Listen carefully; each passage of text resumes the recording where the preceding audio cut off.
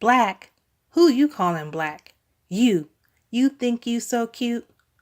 I swung at her and missed, hitting Pecola in the face. Furious at my clumsiness, I threw my book at her, but it caught her in the small of her velvet back, for she had turned and was flying across the street against traffic. Safe on the other side, she screamed at us. I am cute, and you ugly. Black and ugly. Black emos, I am cute. She ran down the street, the green knee socks making her legs look like wild dandelion stems that somehow lost their heads. The weight of her remark stunned us, and it was a second before Frida and I collected ourselves. Pecola stood a little apart from us, her eyes hinged in the direction in which Maureen had fled. She seemed to fold into herself, like a pleated wing. Frida snatched her coat off her head. Come on, Claudia. Bye, Pecola. We walked quickly at first, and then slower, pausing every now and then to fasten garters, tie shoelaces, scratch, or examine old scars. We were sinking under the wisdom, accuracy, and relevance of Maureen's last words. If she was cute, and if anything could be believed, she was, then we were not. And what did that mean? We were lesser, nicer, brighter, but still lesser. Dolls we could destroy, but we could not destroy the honey voices of parents and aunts, the obedience in the eyes of our peers, the slippery lights in the eyes of our teachers when they encountered the marine pills of the world. What was the secret? What did we lack? Why was it important? And all the time we knew that marine pill was not the enemy and not worthy of such intense hatred. The thing to fear was the thing that made her beautiful, but not us. Toni Morrison's The Bluest Eye. It was a Saturday afternoon, and I was elbow deep in weekend cleaning. In the background, I played YouTube videos on my laptop as I scrubbed away the messiness that had accumulated during the week. I listened as the videos skipped from music clips to news stories to silly comedy skits. Suddenly, I heard a young woman say, "Hey everyone, this is Chrissy, and today I want to talk about how to respond to colorism." I immediately stopped what I was doing. My experience with people on YouTube trying to talk about the complex issue of colorism has usually consisted in a cringe fest. Too many Black people tend to be in denial about the seriousness of colorism, so often tend to gloss over the effects of it or offer superficial platitudes about self-love, loving self, affirmations, especially to dark-skinned Black women, instead of providing concrete solutions resistant to the problem. So, I gritted my teeth, prepared to hear the same old same. Instead, I was surprised to hear the young woman provide practical tools to navigating colorism as dark-skinned Black women. She peeled back the layers of colorism in a way I had never heard before. She was critical, but fair. What I liked about her talking points, she was honest. No sugarcoating or trying to pacify naysayers. A rarity when discussing the issue of colorism. I felt validated by the end of the video. I found myself taking off my cleaning gloves and relaxing in my recliner chair with my computer nestled on my lap. I spent the rest of the day watching tons of Chrissy's videos and wondering why she had never popped up on my suggested playlist before. I subscribed to her channel. From that day forth, I became part of a new movement for dark-skinned Black girls, women. Yes, it was about acknowledging colorism, but more importantly, leveling up as dark-skinned Black women, in self-improvement and empowerment. Also, learning how to cut out toxic people, environments from our lives. There are too many people who gain their self-worth through the degradation, exploitation of dark-skinned Black women. The tears streamed down her face as he mocked her. I sat blank-faced at my desk as I tried to think of my own insults to trade back with him. The light-skinned boy was making fun of me and another dark-skinned girl in class.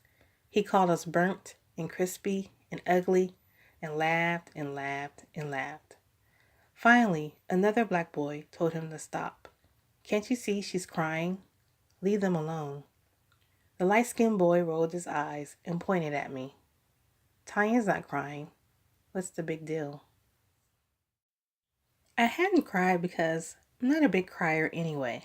Plus, I had been raised by a light mama with some sense who had talked to me about the issues of light skin, dark skin, and had always tried to uplift me as her dark-skinned daughter. Also, I'm a natural fighter, and it was going to take more than some goofy boy to make me feel bad about myself. But not all dark-skinned Black girls, women, are built that way. It was obvious the other dark Black girl was taking the comments to heart. I could see the pain and frustration in her eyes. Why me? I could see her asking herself. What's wrong with me? Nothing was wrong with her. She was cute actually. But for too many Black folks, if you're dark, that negates your cuteness. And hell, even your humanity. In the article, Finally Getting Real About Colorism by Grace Dada, Dada notes, the trendy word colorism was first coined by activist, writer, and poet Alice Walker in 1983. In her essay, If the Present Looks Like the Past, What Does the Future Look Like? Walker defined the term as prejudicial or preferential treatment of same-race people based solely on the color of their skin. I'll never forget that day that happened in my class. I'm a Gen Xer, so I grew up in the 80s, a time when colorism ran rampant in the Black community. I mean, it's still bad now, but back then there was little recourse for dark Black girls, women. That's why I feel so happy for younger Black women today. Technology has allowed opportunities for dark-skinned Black women to build community and support each other in ways like never before. Back in those days, you were on your own and struggled to find representation that highlighted the beauty of dark skin. You also had to look out for your own mental health as a dark Black girl, woman, because you couldn't rely on the Black community to protect you, and you damn sure couldn't look to mainstream culture to help you. Dada states, it's clear that colorism deeply affects the quality of life of Black women and Black people in general, and thus should be handled with the same resolve and determination as racism. Unfortunately, when darker-toned women try to speak out about our experiences with colorism, we often have to combat and fight through gaslighting and shaming tactics in order to get our voices heard. She goes on to write, gaslighters often attempt to draw attention away from the issue of colorism and blame dark-skinned women or call us abrasive or delusional in an attempt to convince us that these microaggressions are all in our head. I frequently dealt with gaslighting while growing up, but in the words of dark-skinned musical goddess Nina Simone, it's a new dawn, it's a new day, it's a new life.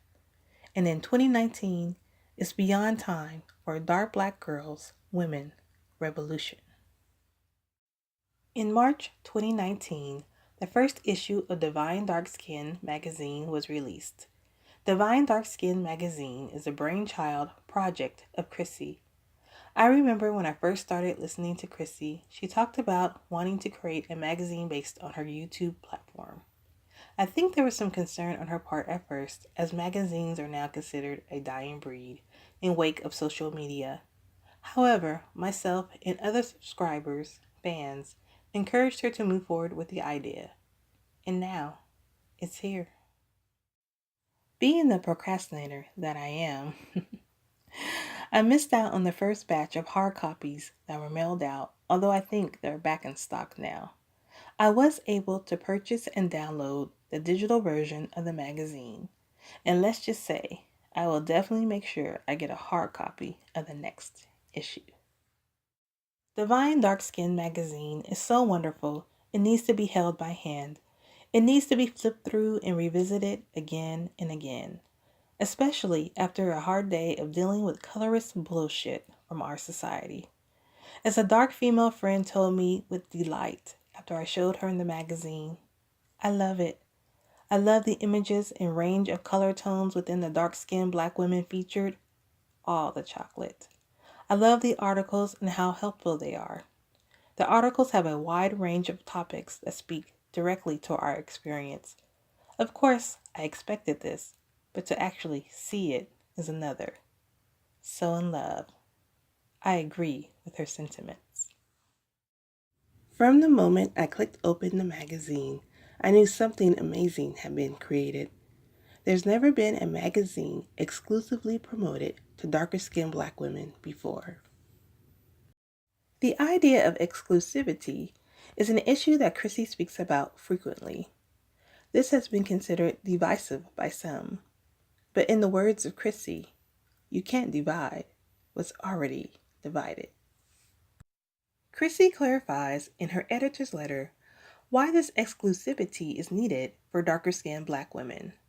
The irony, those who have worked hard to exclude the image of darker skinned black women are the ones most offended by this approach. It's because the power of privilege and a superior sense of entitlement is being taken out of their hands and placed into the well-being of darker skinned black women. Chrissy writes, why a magazine for darker skinned women?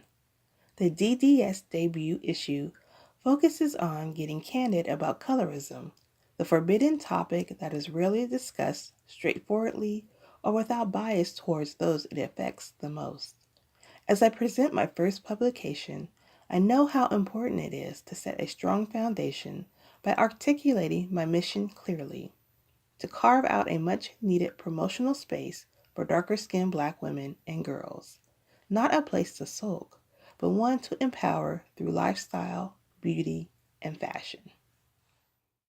This magazine was inspired by the shared experience that darker-skinned women worldwide have with colorism. This includes the black female models that speak about fashion industry tokenism, down to the little girls with lack of self-love due to the white and light beauty standard that is forced upon them. I express my position firmly, albeit controversial. I am intentionally exclusive with my brand. I understand that because darker skinned women are at a promotional deficit, inclusivity for us is futile. Personally, I'm a strong believer in unity, but let's be honest, the color divide is already there and isn't mending anytime soon.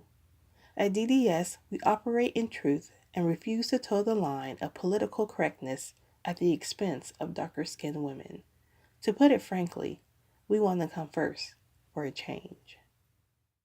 So the magazine is fabulous.